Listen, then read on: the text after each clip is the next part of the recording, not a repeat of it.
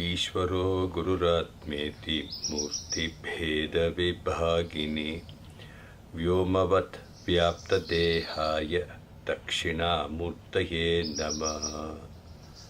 नित्यं शुद्धं निराभासं निराकारं निरञ्जनं नित्यबोधं चिदानन्दं गुरुं ब्रह्म नमाम्यहम्। ओम।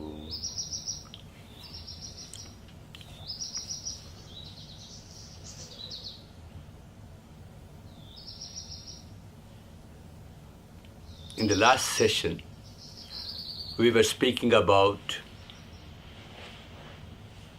you are the world.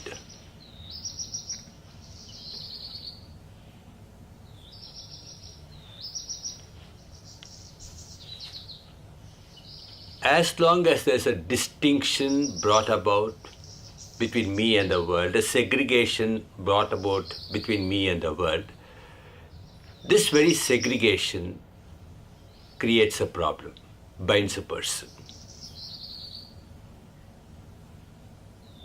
This also we had seen to some extent.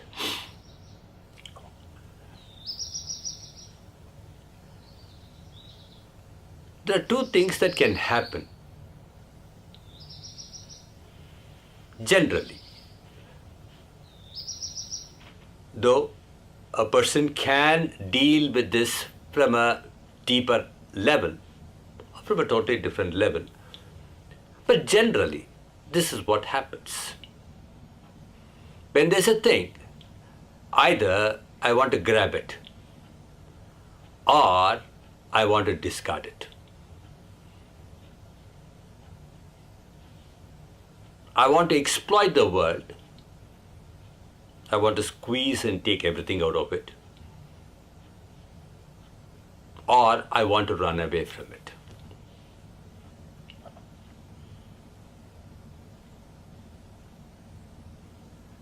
If it is something conducive, something nice, something that I like, then I want it.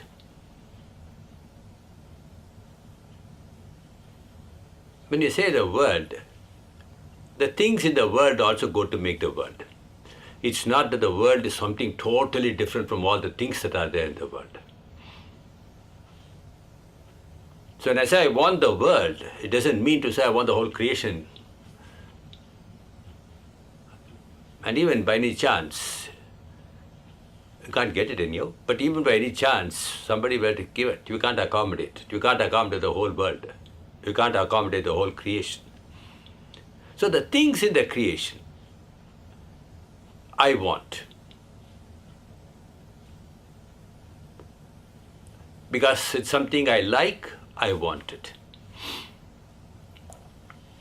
If it is something that I don't like or dislike, there's something bugging about it, there's something annoying about it, there's something that seems to stifle my personality, that seems to suffocate my personality, then I want to run away from it. Then I might say offense is the best form of defense and strike it, destroy it, try to destroy it. And when I discover that I can't destroy it, I can't touch it, I want to run away from it.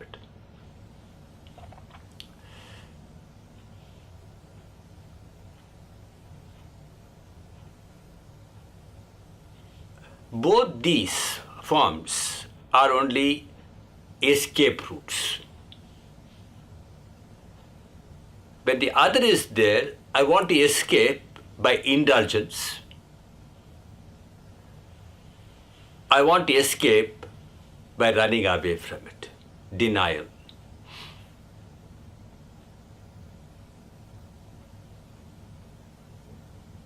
And as long as this world, this understanding that the world is different from me is there, this evaluation, as long as it is there, I should get it or I should run away from it. I cannot work. I cannot live.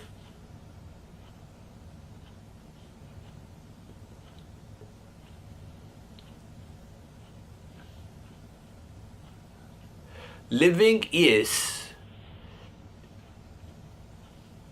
expression of choices. When I feel cornered, when I feel stifled, when I am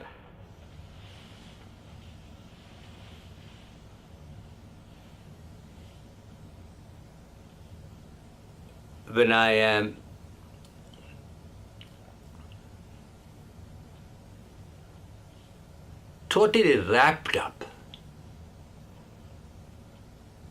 my very survival is a big question.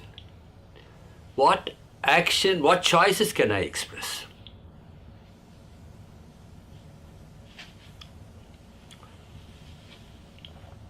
Only when there is a freedom, I can express my choice. Where there is freedom, I can express my choice.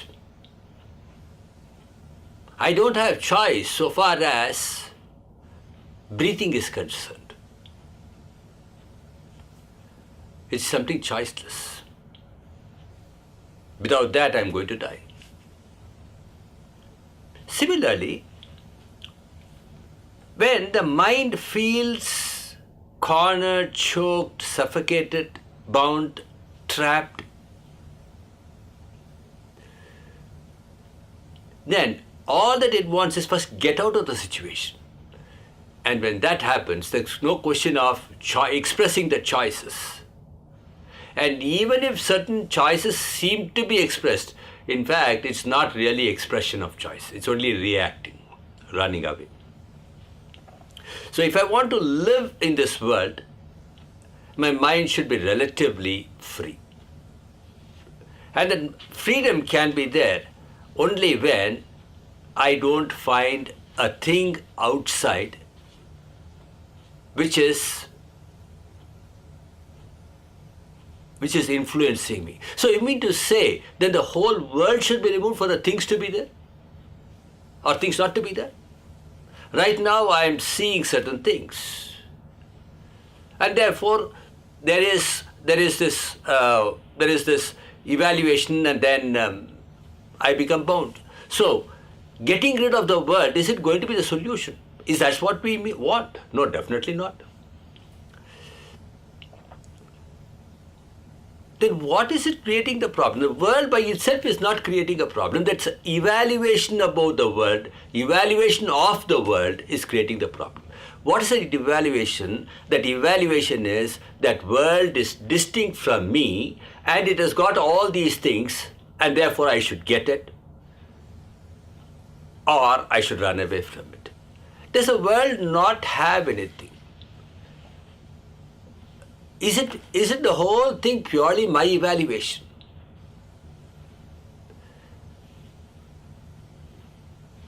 Is there no object at all? Is the object itself my creation? For which you say, no, the object in a way you can say is not your creation. You can also say it is your creation.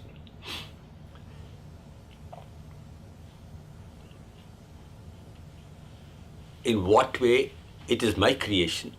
When does it become my creation? When is it not my creation? Supposing you are seeing an object there, a post there, a pillar there.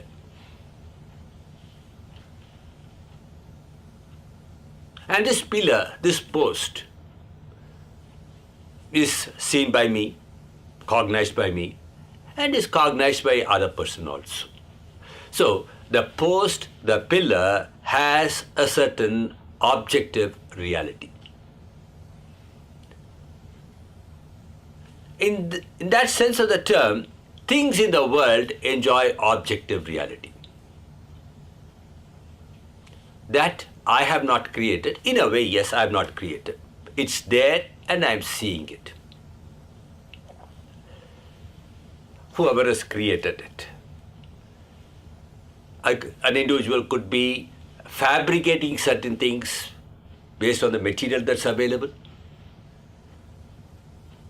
Or there could be the creator who is not fabricating the material, bring out the material. let's not talk about it right now. We all do accept that Lord is the creator. And when you say Lord is the creator, he's not fabricating.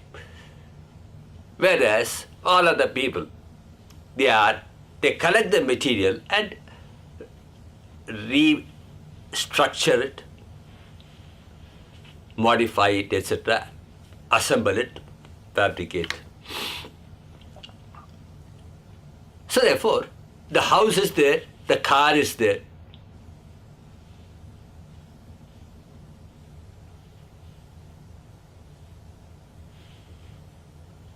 And another object is there. This I have not created, or even if I have created, it's fine. That's not a problem, that can never be a problem. That object which is available for the senses.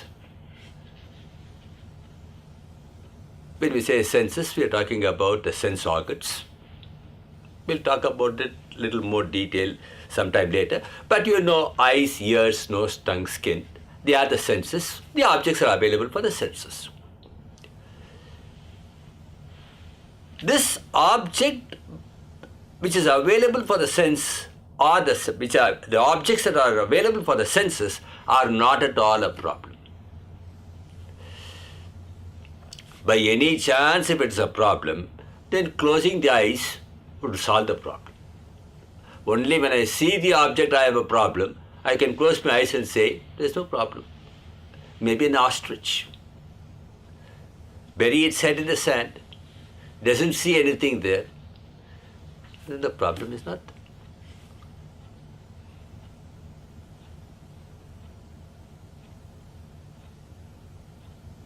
So, the problem could be simply solved. Or like children, when they hear certain things, they don't like to hear that. Then they'll say what? I'm closing my ears.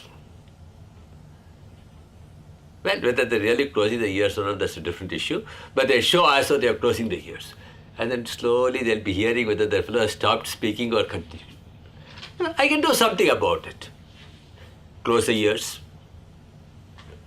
Close the eyes. The problem is not so simple. Like even the child says, I'll close the ears, I'll shut my ears, and then still wants to hear whether the whole episode is stopped or is it continuing. So our problem is also that. And therefore, of the world being available for the senses is not a problem. But somewhere down the road, the object that is available for the senses becomes a sense object, and then only it becomes a problem. And the sense object traps me, binds me. The object of sense does not bind me. I'm driving, and then there's a traffic intersection. At the intersection point, I see the red light come, and then I stop. It's a blessing. The green light is on, I just move. Well, not just move, just see whether everything is clear and then move. So seeing, hearing, smelling, tasting, touching is not a problem. Had it been a problem, we would have got the surgeon to get it removed, operated. Now we go for removal of the cataract. Maybe we'll go to the doctor for removal of the eyes itself. So therefore, the object which is there is converted as a sense object, and then I become bound by that. If the world is me, if the world is not distinct from me, I cannot go towards that object for my amusements, for my entertainments, for my joy, for my comfort. Nor am I going to an object, running away from the object for my comfort, etc. Supposing here also I am, there also I am, everywhere I am, then where's the question of incompleteness being there? Where's the question of sorrow being there? Where's the question of unhappiness being there? What really causes unhappiness? Well, in the world, I want something, I don't get it. I don't want something, I get it. And therefore I am unhappy. Well, the question always would be there, why do you want it? Or why do you want to get it? That problem is a totally different problem. Whatever it is, I like it, I don't get it. I don't like it, and that's sitting in front of me. So what do? I get bound. If that thing which I am seeing is also me, whether it's liked or not disliked, that is also me. It's not distinct from me. I cannot get rid of it, nor is it going to stifle me because it's me. Once that understanding is there, where's the question of me wanting to grab a thing, or where's the question of me wanting to get rid of a thing? So, wanting to grab a thing, wanting to get rid of a thing is possible only when the object is segregated from me and there's an evaluation about that object. If that evaluation is not there, then this problem is not going to be there. And therefore, two things are there. One thing is, first the segregation and then the labeling of it.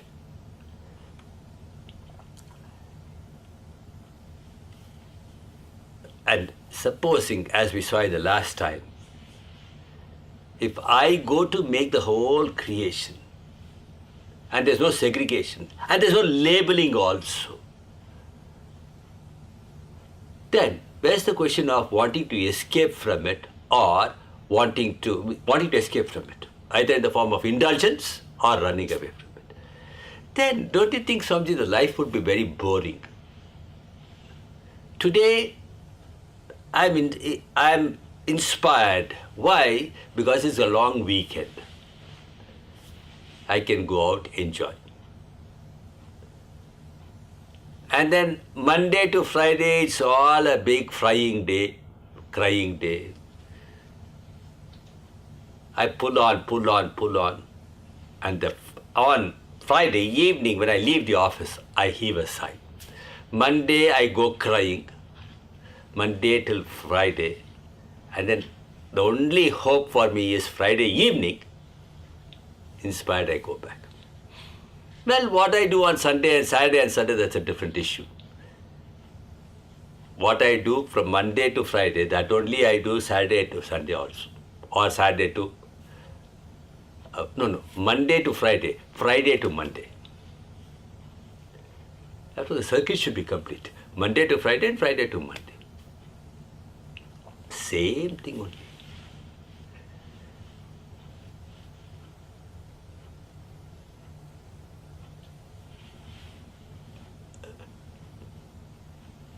So, should I suffer? Suffering is purely your own conclusion.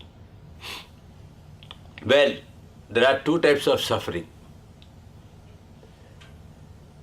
The suffering that everybody undergoes, everybody goes through because of certain things happening there. I'm not talking about that suffering at all. A poor person doesn't have the food, doesn't have the money to buy the food, and he's suffering. It's not just a frame of mind. It's not just, the person's thinking. It's not that. There could be some element there, but we are not bothered about it. The person does not have the food, and therefore he is suffering. The person has some physical problem, and the person is suffering. It's biting cold outside, and I don't have a proper dress, I'm suffering. These, apart from this we accept, and therefore we have to do something about it. I have to take care of myself, I have got to help the other also. There's no choice. We are not talking about that. We are only talking about the so-called suffering that everyone has, despite everything being fine. You have a black card, you have a platinum card, you have a nice house, a nice wife or husband. Still, something is missing. still there is some unhappiness. You got a nice boss, very understanding boss, still there's a problem. You got an okay body, and still you got a problem. We are talking about those things. That's suffering. That's suffering which is purely your own suffering. And when the others come, they say, he's a happy man. He's got everything. Got a nice house, he's got a nice car, beautiful winter tires, and not ordinary winter tires, super winter tires. He's a happy man. And everything comes to him free of cost, he need not even buy it. So despite being in that position, still, if I am caught up, if I am trapped, this is purely because of my evaluation. So therefore, that segregation and a certain evaluation makes me unhappy, makes me bound. And supposing I understand that an object is an object, and there is something that the object can give me, and there is something that I got to legitimately look up to the object for. If I perform the transaction, then the world is not a problem. But if the contact with the world is illegitimate, what is not there I am looking up to. I am looking up to something which is not there in my wife. I am looking up to something which is not there in my husband. Then your contact is an illegitimate contact. Something like, in a very gross way, I look up to something in my jacket which is not there. Then I'm going to be in a problem. So therefore, evaluation of the world as being non-distinct from you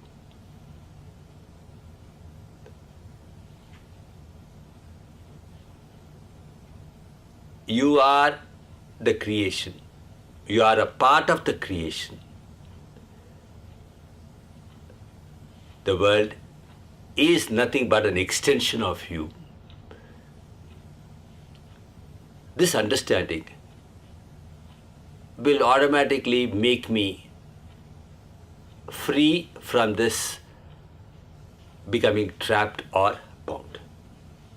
As we said in the last discussion, it can be seen from a totally different level, and I had mentioned also, you can see this whole creation as something that is there, and you are the support of this creation. Just as the table is there, and the wood that goes to make the table is there. That is called the adhara, and there's a adheya.